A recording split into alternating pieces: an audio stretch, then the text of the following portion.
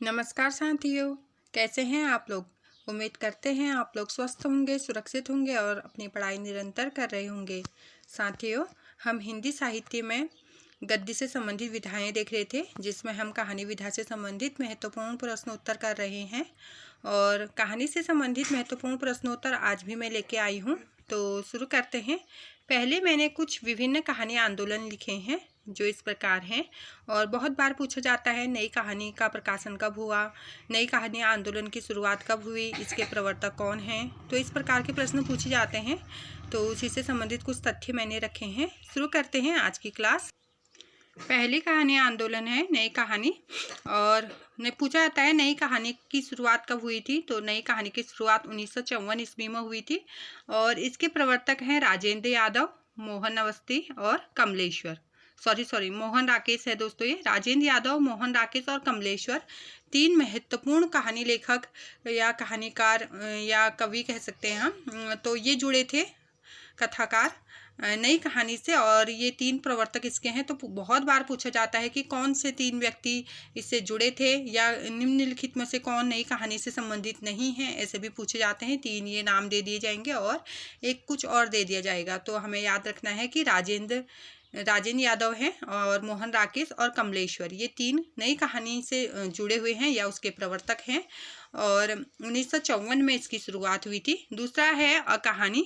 अकहानी के प्रवर्तक हैं गंगा प्रसाद विमल जी। और अकहानी की जो शुरुआत हुई थी, अकहानी का प्रवर्तन जब हुआ था 1960 ईस्वी में।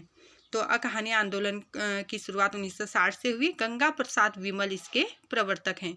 फिर है सचेतन कहानी। सचेतन कहानी 1964 ईस्वी में शुरू हुआ और आधार पत्रिका के माध्यम से। ऐसा भी पूछा जाता है कि सचेतन कहानी की शुरुआत किस पत्रिका से हुई थी। तो आधार पत्रिका से दोस्तों।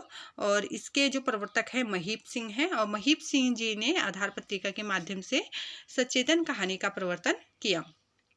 और फिर है सहज कहानी। सहज कहानी 1968 ईस्वी में इसकी शुरुआत हुई थी।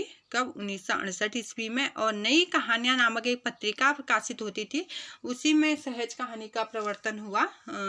और इसके जो प्रवर्तक हैं ये हैं अमृत राय। इसके प्रवर्तक कौन है? अमृत राय सहज कहानी के प्रवर्तक हैं। और नई कहानियां नामक पत्रिका में इसका इन्होंने प्रकाशन किया था, सहज कहानी का, 1968 ईस्वी में। फिर है समानांतर कहानी। और 1972 ईस्वी में इसका प्रवर्तन हुआ।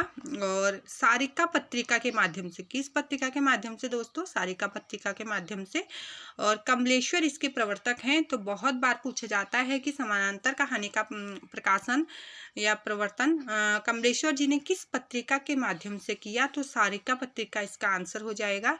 और 1972 ईस्वी में समानांतर कहानी की शुरुआत हुई थी। समानांतर कहानी से जुड़े हैं कमलेश्वर जी। और अभी अभी हमने देखा ऊपर कि नई कहानी से भी जुड़े हैं कमलेश्वर जी। तो सारिका और समानांतर और नई कहानी याद रखना हमें, सारिका पत्रिका के माध्यम से। फिर है सक्रिय कहानी। क्या है दोस्तों? सक्रिय कहानी। ये सभी कहानी आंदोलन है दोस्तों जो हम देख रहे हैं। सक्रिय कहानी 1979 ईस्वी में। और एक मंच नामक पत्रिका निकलती थी दोस्तों। किस नामक? मंच नामक। राकेश वत्स जी द्वारा इसका प्रवर्तन हुआ मंच नामक पत्रिका के माध्यम से। जो जनवादी कहानी है 1982 में इसकी शुरुआत हुई जनवादी लेखक संघ के द्वारा। एक लेखक संघ था जनवादी लेखक संघ, उसी के माध्यम से जनवादी कहानी की शुरुआत हुई थी। तो दोस्तों उम्मीद करती हूँ कि आपको ये तथ्य अच्छे लगे होंगे, महत्वपूर्ण लगे होंगे। और शुरू करते हैं अब हम प्रश्नोत्तर। और आज का पहला प्रश्न है, प्रेमचंद के किस कहानी में बाल चरित्र का अनोखा वर्णन है। तो नीचे प्रेमचंद जी की कहानियां दी हैं, उसमें से हमें बताना है कि ऐसी कौन सी कहानी है जिसमें बाल चरित्र का अनोखा वर्णन किया गया है। तो ऑप्शन है शतरंज के खिलाड़ी, बी है कफन, सी है ईदगाह और डी है सभ्यता का रहस्य। आप देख रहे हैं कि सभी कहानियां प्रेमचंद जी की ही हैं। और इसमें पूछा गया है बाल चरित्र का अनोखा वर्णन। तो कल भी परसों भी हम 2-3 दिन इसी प्रश्न पर बहुत बार मैंने बातचीत कर ली है। और जब प्रश्न रिपीट होते हैं तो मुझे वाकई में अच्छा लगता है दोस्तों, क्योंकि जब हम किसी के मुंह से एक ही प्रश्न को बार बार सुनते हैं तो वो हमारे मस्तिष्क में हमेशा के लिए फिट हो जाता है। इसलिए आप ये मत सोचिए कि बार बार एक ही प्रश्न रिपीट करते हैं या रिपीट होते रहते हैं। तो ये हमारे लिए अच्छी बात होती है कि रिपीट होते हैं। तो ईदगाह कहानी में मैंने बताया था कि हामिद नाम का एक बच्चा होता है जो केवल 10-11 साल का होता है और वह कैसे बड़ों की तरह सोचने लगता है, प्रौढ़ों की तरह सोचने लगता है। तो उसके जो बाल चरित्र है उसका अनोखा वर्णन किया है प्रेमचंद जी द्वारा ईदगाह कहानी में। अगला प्रश्न देखते हैं। प्रश्न संख्या 2 है हमारा, नीलम देश की राजकन्या, यहाँ पे थोड़ी सी मिस्टेक हुई है, नीलम देश की होगा, ये मी हुआ है, टाइपिंग में हो जाता है कभी कभी टाइपिंग एरर। नीलम देश की राजकन्या किस विधा की रचना है, यह पूछा गया है कि नीलम देश की राजकन्या। तो इसकी विधा पूछी गई है, उपन्यास है, कहानी है, एकांकी है, आत्मकथा है। तो दोस्तों आप जानते हैं कहानी पढ़ रहे हैं हम, तो जाहिर सी बात है कहानी है, लेकिन बहुत बार पूछा जाता है। एक बार मैं भी कंफ्यूज हुई थी इसी में, जो एलटी में पूछा गया था यह प्रश्न कि नीलम देश की राजकन्या किसकी रचना है। तो जैनेन्द्र जी की यह रचना है दोस्तों। पूछा जाता है कि इसके लेखक कौन हैं, तो जैनेन्द्र जी इसके लेखक हैं। और जैनेन्द्र जी एक महत्वपूर्ण लेखक हैं जो दोस्तों, और ऐसा कोई भी एग्जाम नहीं होता है जिसमें जैनेन्द्र जी की कहानियों के बारे में ना पूछा जाता हो। तो हम देखते हैं कौन कौन सी इनकी कहानियां हैं जो महत्वपूर्ण हैं, जैसे फांसी, वातायन, दो चिड़िया, एक रात, ध्रुव यात्रा, पाजेब। पाजेब भी बहुत बार पूछा जाता है और फांसी भी बहुत बार पूछा जाता है। तो जय संधि इनकी महत्वपूर्ण कहानियां हैं। और जो नीलम देश की राजकन्या है यह भी जैनेन्द्र जी की महत्वपूर्ण कहानी है। एक प्रश्न आता है, जैनेन्द्र जी की प्रथम कहानी कौन सी है। तो उनकी प्रथम कहानी है दोस्तों खेल। कौन सी है प्रथम कहानी? खेल है, और जो विशाल भारत में प्रकाशित हुई थी, खेल नाम से। ठीक है दोस्तों, उनकी प्रथम कहानी है। और कुछ लोग जैनेन्द्र जी की फोटोग्राफी को प्रथम कहानी मानते हैं। तो यह भी ध्यान रखना है हमें कि खेल इनकी कहानी है, फोटोग्राफी भी इनकी कहानी है। कभी कभी 4-5 ऑप्शन दिए जाते हैं और पूछा जाता है कि कौन सी कहानी नहीं है, कौन सी रचना जैनेन्द्र जी की नहीं है, तो हमें इसलिए भी याद रखना है। फिर देखते हैं जैनेन्द्र जी की कहानी है। अब 4 ऑप्शन है, इसमें से हमें जैनेन्द्र जी की कहानी बतानी है। तो नमक का दरोगा, मलबे का मालिक, पाजेब, हार की जीत। तो हार है यहाँ पे, हार की जीत। तो बताना है हमें कौन सा जैनेन्द्र जी की कहानी है। तो आप जानते हैं नमक का दरोगा प्रेमचंद्र, हार की जीत सुदर्शन, मलबे का मालिक मोहन राकेश। तो जो पाजेब है जाहिर सी बात है यह जैनेन्द्र जी की है। और अभी पहले प्रश्न में ही मैंने बताया कि जैनेन्द्र जी की कौन कौन सी कहानियाँ हैं। अगला प्रश्न है प्रश्न संख्या 4, झबरा कुत्ता क्या है? कुत्ते का नाम है झबरा, किस कहानी का पात्र है? तो झबरा नामक जो कुत्ता है वह किस कहानी का पात्र है, यह पूछा गया है। बड़े भाई साहब, ज्योति, पूस की रात, कफन। आप देख रहे हैं जितनी भी कहानियां हैं ये प्रेमचंद्र जी की हैं। तो जाहिर सी बात है प्रेमचंद्र जी ने ही बैलों के नाम, विभिन्न जानवरों के नाम, मतलब वो ऐसे जुड़े रहते थे गांव देहात से, और गांव देहात से संबंधित बहुत सी कहानियां उन्होंने लिखी हैं। तो उनकी कहानियों के नाम है ये, और उनकी कहानियों का एक पात्र है झबरा नामक कुत्ता। तो कौन सी कहानी का है? पूस की रात। उम्मीद करते हैं आपने पढ़ी होगी क्योंकि ये हमारे स्कूली शिक्षा में भी है ये कहानी। तो झबरा कहानी पूस की रात में है और बहुत महत्वपूर्ण, ये किसान जीवन पर आधारित कहानी, बहुत मार्मिक दृश्य इसमें होता है, गद्य होता है। तो देखते हैं 5वां प्रश्न है, शैलेश मटियानी की कहानी है। तो दिए गए कहानियों में से हमें बताना कि कौन सी कहानी शैलेश मटियानी जी की है। और शैलेश मटियानी जी भी उत्तराखंड से संबंधित हैं। तो देखते हैं माता का हृदय, बेटों वाली विधवा, अर्धांगिनी, होली का उपहार। तो कौन सी कहानी है शैलेश मटियानी जी का, यह पूछा है। तो जो अर्धांगिनी है यह शैलेश मटियानी जी द्वारा लिखित एक प्रेम कहानी है दोस्तों। क्या है? प्रेम कहानी संबंध है। और बाकी जो ये माता का हृदय है, बेटों वाली विधवा है, होली का उपहार है, ये प्रेमचंद द्वारा लिखित कहानियां हैं, यह आप जानते होंगे। और शैलेश मटियानी जी की महत्वपूर्ण कहानी होते हैं, दो दुखों का एक सुख, नाच जमुने नाच, हारा हुआ, जंगल में मंगल, और महाभोज आदि इनकी महत्वपूर्ण कहानियां हैं। अगला प्रश्न देखते हैं। प्रश्न संख्या 6 है, ईदगाह में हामिद की दादी का नाम। तो ईदगाह से संबंधित बहुत प्रश्न हमने देख लिए हैं, कैसे घुमा फिरा के वही प्रश्न पूछा जाता है। तो दादी का नाम पूछा गया है, बच्चे का नाम हामिद है और उसकी दादी का नाम क्या है? सवाना, सुल्ताना, रेहाना या अमीना। तो क्या है दोस्तों? आपने कहानी पढ़ी होगी तो आप जरूर जानते होंगे कि क्या है। दादी का नाम है अमीना। ऑप्शन डी हमारा सही हो जाएगा। हामिद की जो दादी है उनका नाम अमीना है। और इसमें क्या है दोस्तों, आर्थिक अभाव बाल मन को कैसे प्रौढ़ता की ओर ले जा लेता है और कैसे प्रौढ़ की तरह वह सोचने लगता है बच्चा हामिद, वही दर्शाया गया है इसमें। आगे बढ़ते हैं, अगला प्रश्न है, प्रश्न संख्या 7 है, बड़े भाई के चरित्र के मनोवैज्ञानिक विश्लेषण पर आधारित प्रेमचंद की कहानी है। तो क्या बोला है, बड़े भाई के चरित्र के मनोवैज्ञानिक विश्लेषण पर, ठीक है, जो बड़े भाई के चरित्र का मनोवैज्ञानिक विश्लेषण प्रेमचंद जी ने किस कहानी में किया है, यह पूछा गया है।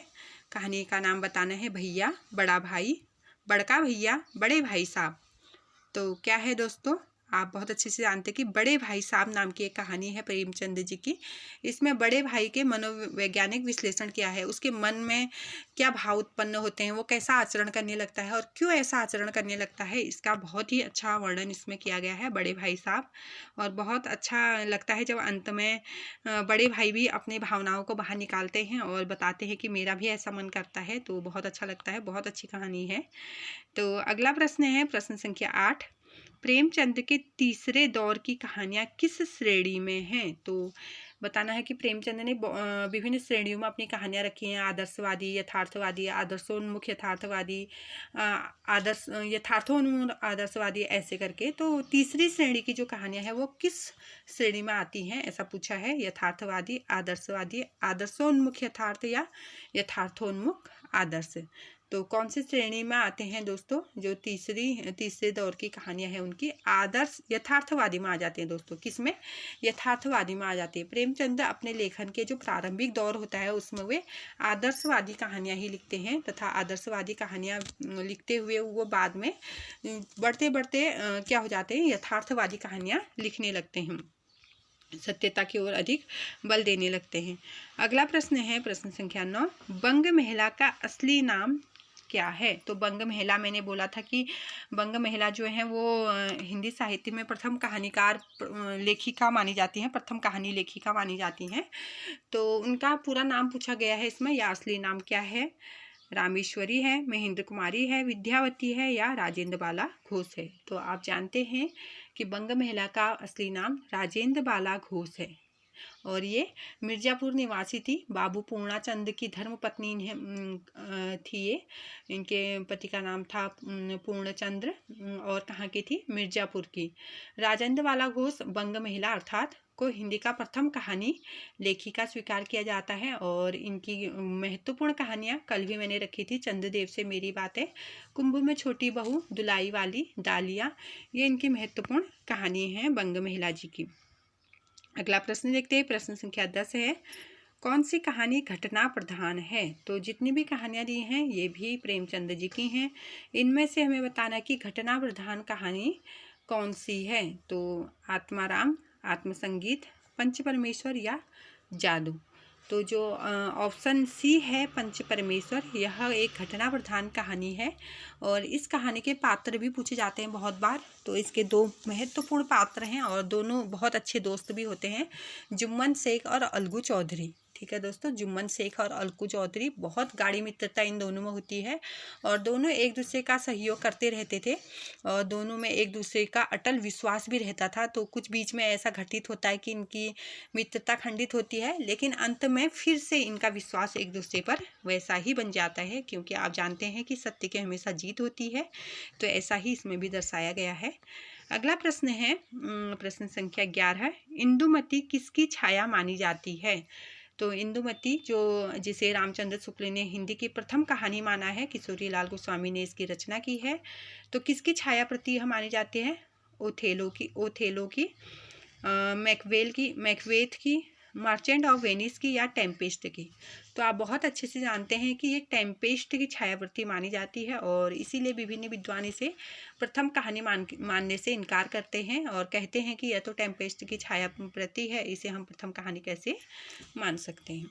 अगला है प्रश्न संख्या 12, गुंडा कहानी में इतिहास के किस युग का चित्रण है। तो बहुत बार यह प्रश्न भी आया है कि गुंडा कहानी में इतिहास के किस युग का चित्रण किया गया है, सल्तनत युग का, मुगल शासकों के युग का, विक्टोरिया का शासक होगा ये, विक्टोरिया का शासन, या ईस्ट इंडिया कंपनी का शासन। तो कौन सा युग इसमें दिखाया गया है गुंडा कहानी में, और जयशंकर प्रसाद जी ने गुंडा कहानी लिखा है, यह आप जानते होंगे। तो इसमें ईस्ट इंडिया कंपनी का जो समय है वह दर्शाया गया है। ऑप्शन डी हमारा सही हो जाएगा।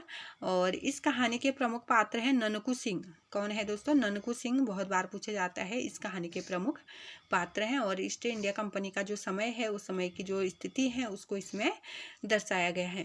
और एक प्रसाद जी से संबंधित महत्वपूर्ण कहानी पूछा जाता है कि इनकी प्रथम कहानी कौन सी है। तो आप बहुत अच्छे से जानते होंगे कि 1911 में इन्होंने एक ग्राम नाम की कहानी लिखी थी, और ये इसी ग्राम को इनकी प्रथम कहानी माना जाता है, जो इंदु पत्रिका में प्रकाशित हुई थी। और एक अंतिम कहानी भी पूछी जाती है प्रसाद जी की, सालवती। कौन सी है दोस्तों? सालवती इनकी अंतिम कहानी है और ग्राम इनकी प्रथम कहानी है। तो बहुत बार ऐसे भी प्रश्न पूछे जाते हैं कि कौन सी प्रथम कौन सी अंतिम।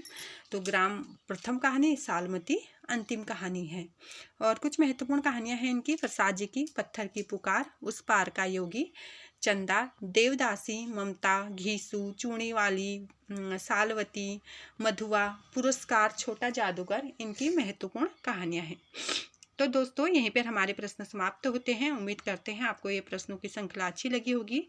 इसी प्रकार के प्रश्न देखने के लिए मेरे चैनल को लाइक सब्सक्राइब करना ना भूलें। Thanks for watching. Bye bye, take care.